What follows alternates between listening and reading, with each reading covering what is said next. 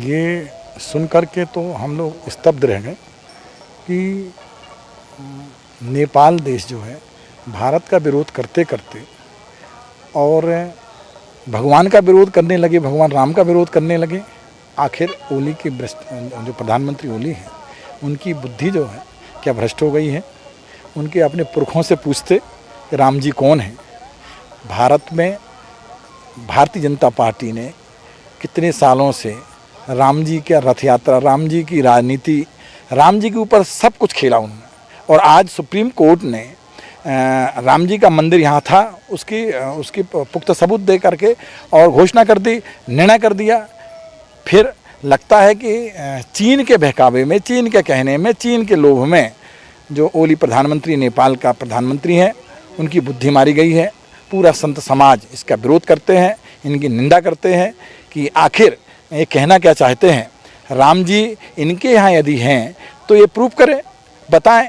बिना सिर पैर की बात करते हैं। मुझे लगता है कि प्रधानमंत्री ओली जो नेपाल के हैं उनकी बुद्धि भ्रष्ट हो गई है, पागल हो गए हैं वो। और जिस ढंग की चर्चा कर रहे हैं, हमारे हिंदू धर्म में, सनातन धर्म में जो आस्था है उसमें खिलवाड़ कर रहे हैं। बाबा, ऐसा नहीं लगता है कि प्रधानमंत्री नरेंद्र मोदी जिस तरह से हर मोर्चों पर विफल हो रहे हैं आमतौर पर देखा जाए, और जिस तरह से नेपाल के प्रधानमंत्री ने राम को लेकर जिस तरह से विवादित बयान दिया है, तो कहीं ये प्रधानमंत्री को डैमेज करने या प्रधानमंत्री जिस तरह से भारत कमजोर है, इस तरह से कोई नज़ारा तो नहीं बन रहा? नहीं, मुझे लगता है कि माननीय प्रधानमंत्री मोदी जी को भी चाहिए इस पर टिप्पणी करना चाहिए। आडवाणी जी को टिप्पणी करना चाहिए, क्योंकि आडवाणी जी ने तो रथ यात्रा निकाली थी राम जी की, उनको अब टिप्पणी करना चाहिए ना। क्योंकि हमारी स्थिति ये है कि हम भगवान के हम लोग आस्थावान हैं, भारत आस्थावान है, धर्म प्रेमी लोग हैं हम लोग। और अयोध्या आज से थोड़ी है, हमारे इतिहासों में अयोध्या राम जी वहाँ थे। यहाँ सुप्रीम कोर्ट ने निर्णय दिया है कि राम जी यहाँ थे।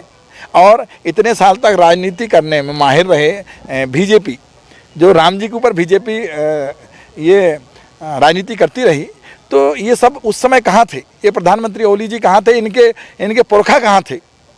तो लगता है कि ये बेहूदी बात कर रहे हैं, इनका दिमाग खराब हो गया है, ये पागल हो गए हैं। और नेपाल अब पूरी ये बात समझ में आ गई है कि नेपाल जो है चीन के कहने में, जो चीन कह रहा है वो नेपाल उसका अनुसरण कर रहा है। क्या विरोध करना चाहिए? पूरा संत समाज निंदा भी करते हैं, भर्त्सना करते हैं। और आने वाले समय में ये लॉकडाउन का पीरियड चल रहा है, महामारी चल रही है कोरोना जैसी, और जैसी ये ख़त्म होती है, यदि उन्होंने अपनी बात को वापस नहीं लिया, उन्होंने ये नहीं कहा कि भारत में ही, अयोध्या में ही राम जी हैं और सीता जी राम जी को ब्याही थी अयोध्या में ही, यदि ऐसा नहीं कहा उन्होंने, तो पूरा संत समाज हजारों की तादाद में इनका विरोध करेंगे और सड़कों पर उतरेंगे। जो यहाँ पर नेपाली चौकीदारी करते हैं उनको संत समाज उनका भी विरोध करें? नहीं, हम तो ये चाहते हैं कि नेपाली कोई भी हो, यदि इस टाइप की हरकत की तो नेपाल का कोई व्यक्ति, हम पूरा संत समाज व्यक्ति को भी विरोध करेंगे, नेपाल का भी विरोध करेंगे। और नेपाल से हमारे उनके संबंध नहीं रहेंगे, क्योंकि जब तुम सीता जी का संबंध राम जी से बिगाड़ना चाहते हो तो हमारे संबंध आपसे कैसे रहेंगे? हो ही नहीं सकते। क्योंकि हम लोग तो जानते हैं कि सीता जी जो हैं हमारे जनकपुर की हैं और नेपाल की हैं, और राम जी अयोध्या के हैं। पर जिस ढंग से तुम्हारी जो ऐसी बात कर रहे हैं कि राम जी हमारे नेपाल में ही हैं, तो फिर वो प्रूव करके बताएं, बिना सिर पैर की बात ना करें।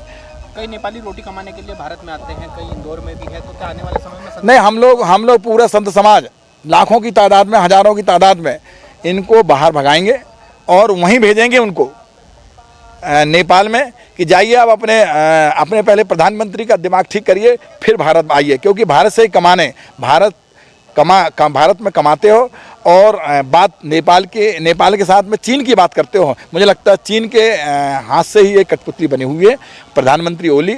इनको ऐसा लगता है कि ओला की वृष्टि इनके ऊपर हो गई है, ये पागल हो गए हैं।